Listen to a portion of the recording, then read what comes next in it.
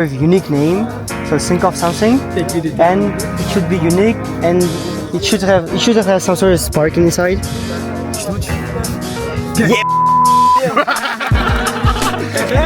Xo'p, katta ehtimol tushunmayapsizlar nima bo'layotganini. Kelinglar tushuntiraman. Assalomu alaykum hammaga. Meni ismim Doniyor, tanimaganlar uchun va bugun bizada Founders Camp bu yosh ishlar agentligi va Uzkombinator tomonidan tayyorlangan oromgoh hisoblanadi. Bu oromgohda biza tog' hududlariga borgan holda startap yaratish, startapni rivojlantirish haqidagi seminarlarda qatnashamiz va palatkalarda uxlab, bir kundan keyin qaytib kelamiz. Agar tushuntirib bera olgan bo'lsam, Ketdik.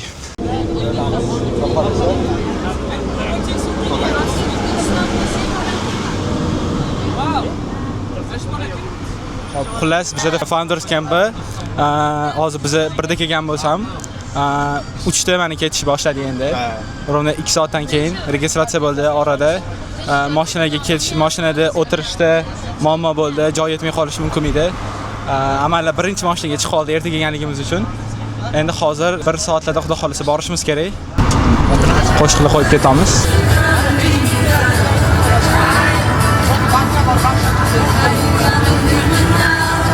Вообще ностальгия. Biz xullas keldik mana. Necha soat bo'ldi? 1 soatlik yo'lmidi? 1.5 soatlik yo'l. Xo'p, 1 soatlik Uzkombinator yo'lidan miydi? 1 soatlik yo'ldan keyin nihoyat Uzkombinator Campga yetib keldik. Marhamat, manzara. Kamerasi bor ekan. O'shani aytamiz. Manzarani ko'ringlar, marhamat. Xo'p, biz hozirgina keldik. Vlog qilishni boshlaydigan bo'lsam, mana palatkalar o'zi tayyor hamma narsa. Mana bu marshrutga kelganmiz.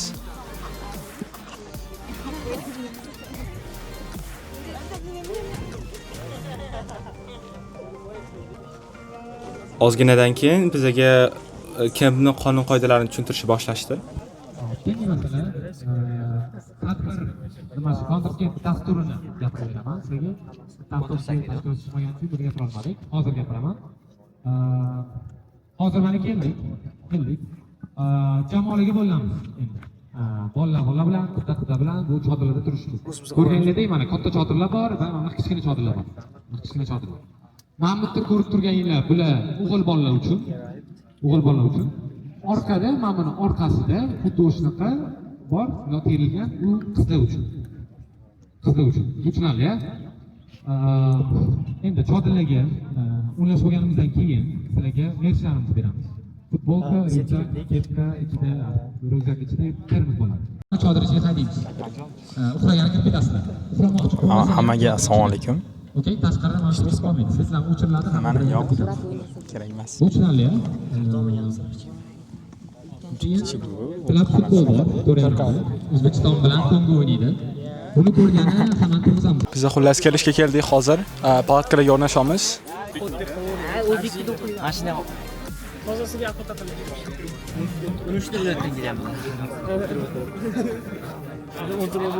Mana ko'rib turishinglar mumkin, bu bizning palatkamiz.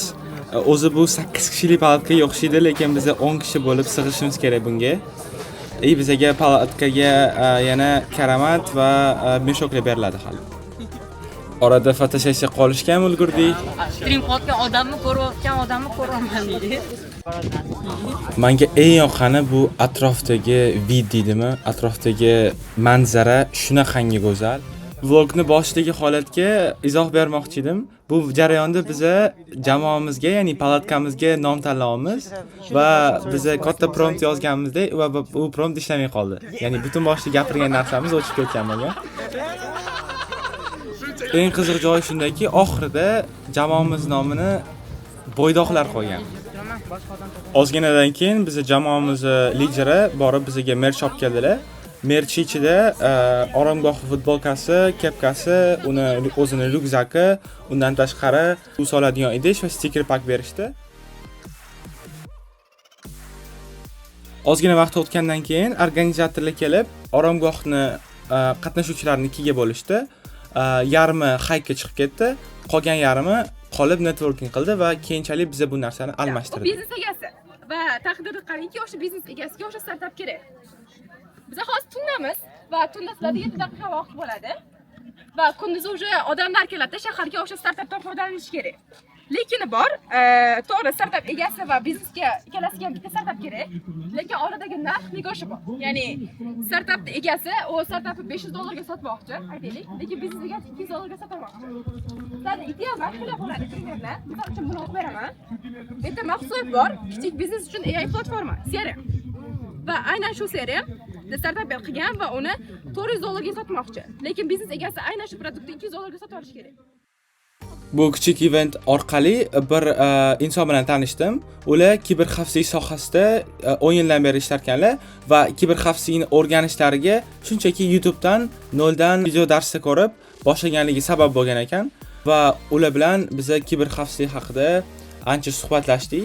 Ular hozirga hatto biz biladigan katta kompaniyalarni haligacha kiberxavfsizlik tarafdan muammolari borligini tushuntirib berdilar.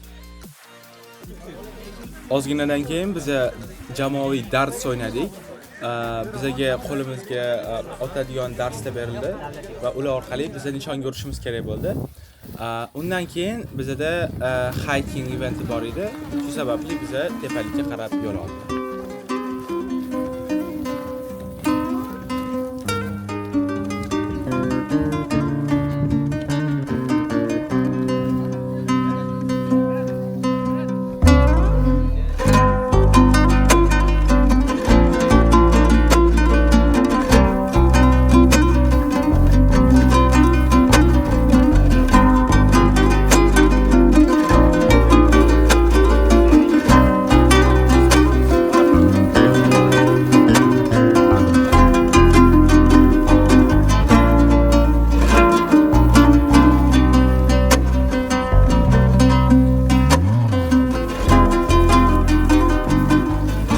Yana nimani sizlar bilan bo'lishmoqchiman. Ilmiy ishimdan tag'in bir yarim atama kirgizdik, Kontrast Aziya deydi. Mana O'rta Osiyo deymiz. O'rta Osiyo to'shto ikkita dengizdan ikkita mamlakat chegaradosh, hamma eshitgan bu narsani. Bu it's advantage or disadvantage? Ha? Kelasi. Urush davrida. Urush davri. Yo'q, hozirgi paytda iqtisod uchun deydi. Iqtisod uchun bu, ha? Ikkala davlat negotiate qilishi bor. Okey, hamma tan olyapti, bu disadvantage, правильно? O'rta Osiyo o'rtasida bizda, lekin ya'ni Tojikistonga, Qozog'istonga hammasiga bora olamiz. Lekin Qozog'iston bizdan oldin boshlagancha hozir o'sha o'rtalikka aylangan. Yo'q. Gap Turkiston emas. Demak, hozir boshlasam, men endi boshqa tarafni sizlarga ko'rsatishga harakat qilaman. Bizning unikal territoriyamizda unikal tarafi bor, который men hozir ilmiy gipoteza deyman, bu ham nazariya emas, isbotlanmagan narsa, lekin o'sha yo'nalishda ketayotgan narsa. Ya'ni, nomini kontrast osiyapti. Kontrast nima degani kontrast? Saunaga kirgandan keyin sovuq suvga sakrash bormi? U badanni nima qiladi? Chiniqtiradi-da, vыносливый qiladi. Yaxshi foydasi bor u narsani. Keyin temirni misol uchun o'lovga solamiz. O'lovdan keyin ishlov bergandan keyin nima qilamiz uni? Suvga nima uchun? Kontrast beramiz, nima uchun? Kuchliroq bo'ladi. Ya mustahkam bo'lish uchun. Ya'ni forma beriladi, o'zi mustahkam bo'lish uchun kontrast beriladi. Xuddi shunday inson ham embrion paytida, onajonimizning qornida bo'lib tug'ilayotgan paytda o'zida kontrast ob-havoda nimadan o'tib protestdan o'tiladi. Okey? Keyin farzand tug'ilgandan keyin bu hozir men regionni aytaman, преимуществосini. Keyin o'tgandan keyin 10 yoshgacha aql hamma neyronlar shakllanar ekan. Ya'ni bizning aqlimizni, insonning aqli 10 yoshgacha shakllanib olgan bo'ladi. Endi mening gipotezam, ilmiy gipotezam shundan iboratki, bu regionda tug'ilgan insonlar millatidan umuman qat'iy nazar fikrlashi mustahkam. Ya'ni выносливое мышление deganda. Bu anaqami jamoatchimani ham yashash ham hammasi strenni ham beradi. Shunda full right, full tushunmas. Full right.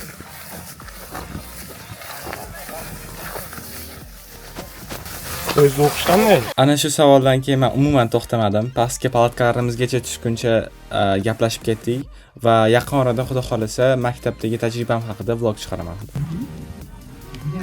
Hikingdan charchab kelganimizdan keyin bizga ujum berishdi. Ujum bu safar barbekyu edi. Mazza qilib barbekyuni yeganimizdan keyin olov atrofida yig'ildik. Olov atrofida yig'ilganimizdan keyin Farhod aka Furqatov o'zlarining nutqlarini bizga so'zlab berdilar. Willing to put up the work because we have the cultural a little bit lack. Masalan, eng ko'picha hamma xayrlashayotganda nima deydi bir-biriga? Bitta so'z. Yomon ko'raman. Yo'q. Sog' bo'ling emas. Yo'q. Mayli, charchamang. Hamma chiqib charchamang deyiladi, charchamang deyiladi. Va masalan, bu narsani aniqlang. Har xil ma'noda bo'lishi mumkin-da. To be honest, for me, I don't care if you're tired. You have to be tired.